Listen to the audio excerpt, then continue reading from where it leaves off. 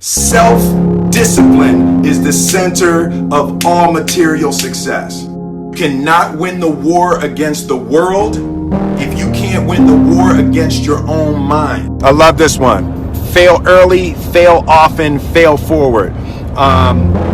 It's always a little bit frustrating to me when people have a negative relationship with failure. Failure is a massive part of being able to be successful. You have to get comfortable with failure. You have to actually seek failure. Failure is where all of the lessons are. When you go to the gym and you work out, you're actually seeking failure. You want to take your muscles to the point where you get to failure, because that's where the adaptation is. That's where growth is. Successful people fail a lot. They fail a whole lot more than they succeed, but they extract the lessons from the failure, and they use that the energy, and they use the wisdom to come around to the next phase of success. You gotta take a shot. You have to live at the edge of your capabilities. You gotta live where you're almost certain you're going to fail. That's the reason for practice. Practice is controlled failure. You're getting to your limit, getting to your limit, getting to your limit. You can't lift that. You can't do that. Until you get to the point that all of a sudden your body makes the adjustment, and then you can do it. Failure actually helps you to recognize the areas where you need to evolve. So fail early, fail often, fail forward. So a dude screamed to me the other night, "Hey, Will, I want to be an actor, man. I want to be an actor just like you." People say stuff to me like that. I'm like, "Yeah, man, you can do it." Give them an encouraging word. But I was just sitting here thinking, and it dawned on me, 99% of people that say stuff like that are not willing to do what it takes to make their dreams come true. The Marines have a saying, everybody wants to go to heaven, but nobody wants to die. And that's just real. At the center of bringing any dream into fruition is self-discipline. Something as simple as food and eating.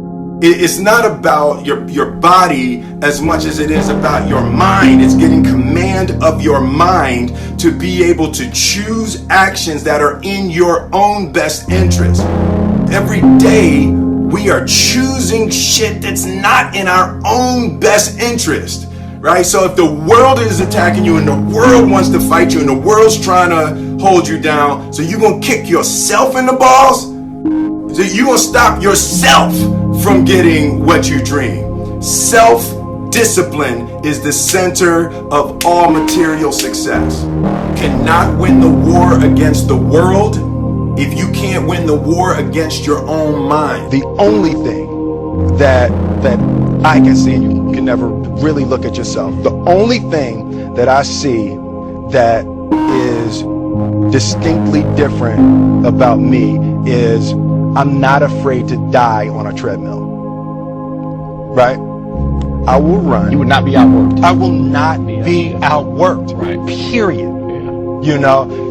You might have more talent than me. You might be smarter than me. You might be sexier than me.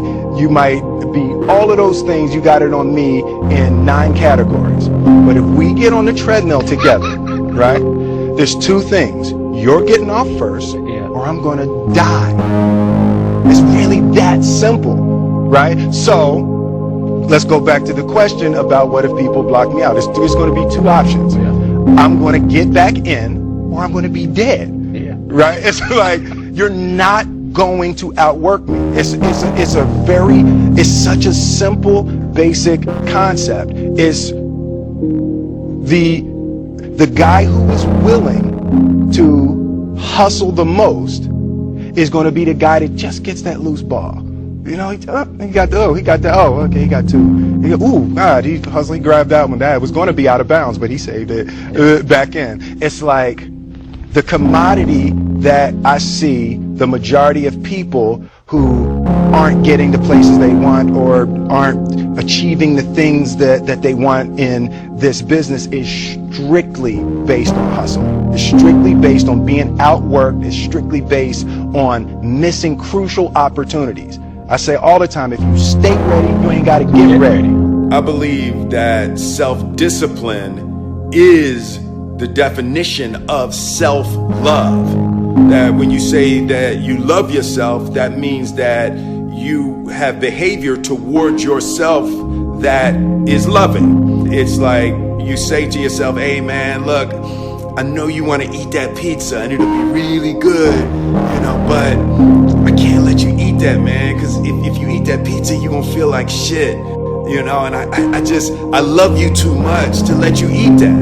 And I think the word discipline has kind of gotten a bad name. We think about it in terms of punishment. I'm not talking about discipline in that way. I'm talking about discipline in the sense that you forego immediate pleasure for the exchange of long-term self-respect. Self-love is, hey, look, I know you got a test on Monday, and I know you really want to go out with your friends, and Saturday night you want to go out, but if you fail that test, you're not going to feel good about yourself. I love you too much to let you go out tonight. Self-discipline is self-love. If you want to be happy, you have to love yourself, which means you have to discipline your behavior. The road to sustained happiness is through disciplining your behavior. And I learned very young from parents. From my parents, absolutely,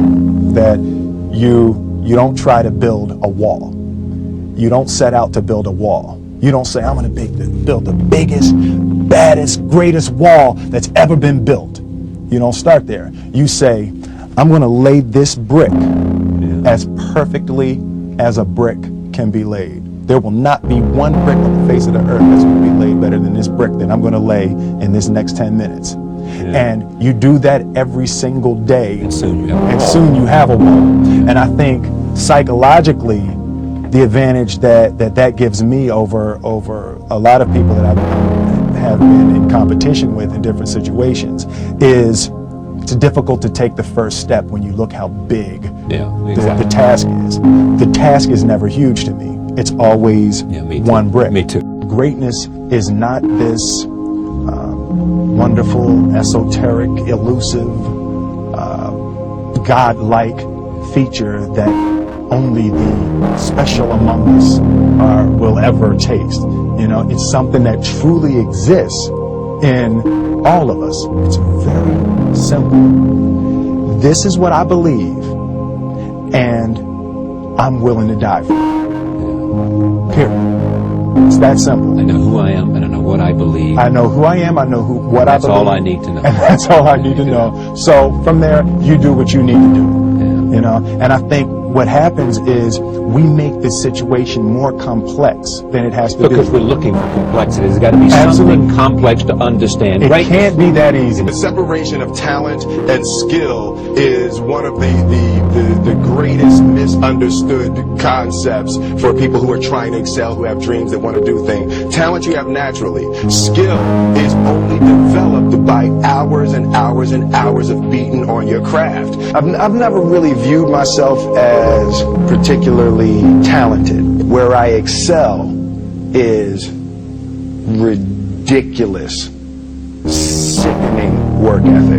While the other guy's sleeping, I'm working. While the other guy's eating, I'm working. There's no easy way around it. No matter how talented you are, your talent is going to fail you if you're not skilled. If you don't study, if you don't work really hard and dedicate yourself to being better every single day. If there was one concept that I would suggest to people to take a daily confrontation with, is fear.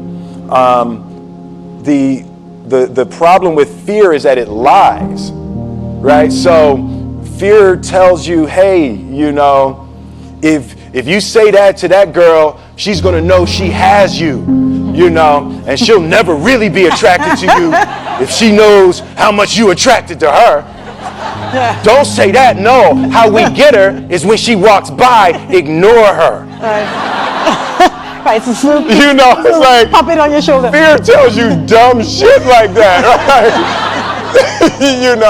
So For me, the daily confrontation with fear has become a real practice for me since about three years ago.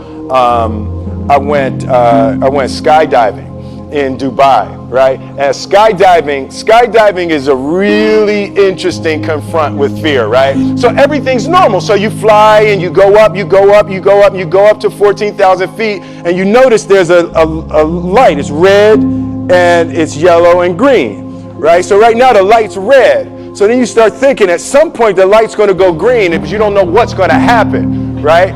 And you wait and it goes yellow, and the light goes green, and somebody opens the door, and in that moment you realize you've never been in a freaking airplane with the door open.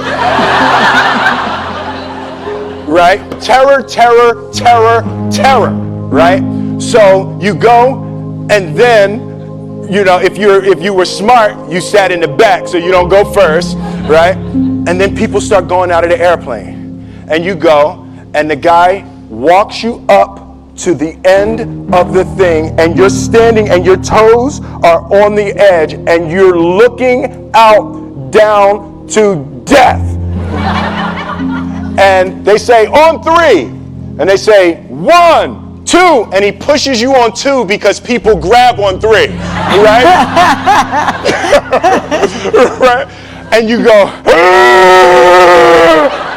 and you fall out of the airplane. And in 1 second, you realize that it's the most blissful experience of your life. You're flying, right? It doesn't feel like falling, right? It's like you actually are kind of held a little bit by the wind, and then you start falling, and there's zero fear. You realize that the point of maximum danger is the point of minimum fear.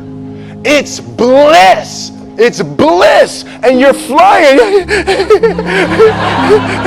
Right? And you're doing that. And then 20 seconds, 25 seconds, 40 seconds. And you have enough time to just kind of be like, oh, shit, that's that building. That's not like that one. Oh, you can see the ocean. Right? You start doing all of that. And the lesson for me was, why were you scared in your bed the night before? What do you need that fear for? Just don't go. Why are you scared in your bed 16 hours before you jump? Why are you scared in the car?